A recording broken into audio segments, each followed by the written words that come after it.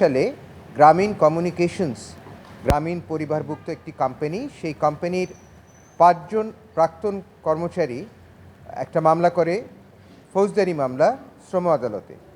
তাদের অভিযোগ ছিল যে তাদেরকে একটা প্রস্তাবিত ট্রেড ইউনিয়নের অফিস বেয়ারার হওয়ার কারণে চাকরিচ্যুত করা হয়েছে, যেটা শ্রম আইনের আওতায় দণ্ডনীয় অপরাধ।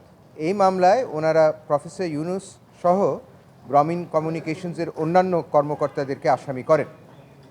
এই মামলার বিরুদ্ধে 2020 সালে আমরা একটা কোয়াশমেন্ট পিটিশন করি হাইকোর্ট বিভাগে।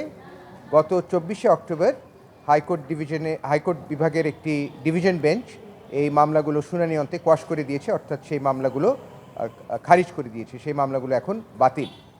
এই মামলায় আমাদের বক্তব্য ছিল, এক, যেই প্রস্তাবিত ট্রেড ইউনিয়নের কথা বলা হচ্ছে, প্রকৃতপক্ষে সেই প্রস্তাবিত ট্রেড ইউনিয়নের আবেদনপত্র শ্রম অধিদপ্তর কর্তৃক প্রত্যাখ্যিত হয়। এছাড়াও ওনারা যেই অভিযোগ করছেন যে ওনারা চাকরি থেকে ওনাদেরকে বরখাস্ত করা হয়, এটাও ঠিক না। ওনারা আসলে চুক্তিভিত্তিক কর্মচারী ছিলেন। সেই চুক্তির মেয়াদ শেষ হয়ে যাওয়ার পরে সেই চুক্তি আর বর্ধিত করা হয়নি। আর তৃতীয় যে চুক্তি আমাদের পক্ষে ছিল, সেটা হচ্ছে যে এই ধরনের মামলা শুধুমাত্র শ্রম অধিদপ্তর করতে পারেন, তাদের নালিশের ভিত্তিতে। তারা শ্রম অধিদপ্তরে এই ধরনের কোনো নালিশ করেনি। তো যাই হোক, আমাদের শুনানিতে সন্তুষ্ট হয়ে হাইকোর্ট বিভাগ এই ফৌজদারি মামলাগুলো কোয়াশ করে দিয়েছে। মোট 5টি এই ধরনের মামলা ছিল। আর এছাড়াও আরেকটা মামলাও কোয়াশ করা হয়েছে, সেটা 2011 সালের মামলা। এই 2011 সালের মামলা বাদী ছিলেন, আমি নামটা বলছি, অ্যাডভোকেট নজরুল ইসলাম চুন্নু। উনি জয়েন্ট সেক্রেটারি জেনারেল, জাতীয় সমাজতান্ত্রিক দল, ময়মনসিংহ ডিস্ট্রিক্ট ব্রাঞ্চ, 2011 সালে। উনি 2011 সালে একটা মানহানির মামলা করেন প্রফেসর ইউনুসের বিরুদ্ধে।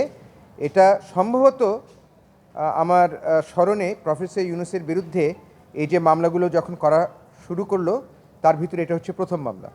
2011 সালে ময়মনসিংহের আদালতে এই মামলাটা করা হয় এই বলে যে 2007 সালে নোবেল পুরস্কার পাওয়ার পরপরই এএফপিকে উনি একটা সাক্ষাৎকার দেন এবং সেই সাক্ষাৎকারে বলেন যে বাংলাদেশের যারা রাজনীতিবিদ, তাদের ভিতরে অধিকাংশ রাজনীতিবিদই টাকা পয়সার জন্য রাজনীতি করেন, তারা দেশ সেবার জন্য রাজনীতি করেন না। তো এই বক্তব্যকে এই অ্যাডভোকেট নজরুল ইসলাম চুন্নু সাহেব নিজের ঘাড়ে মেখে উনি 2011 সালে মামলা করেন। তো এই মানহানির মামলার বিরুদ্ধেও আমরা একটা কোয়াশমেন্ট পিটিশন সে সময় করেছিলাম। তো অক্টোবরের 24 তারিখে এই মামলা শুনানি করে হাইকোর্ট বিভাগ এটা খারিজ করে দিয়েছেন, এই মামলাটাকে কোয়াশ করে দিয়েছেন।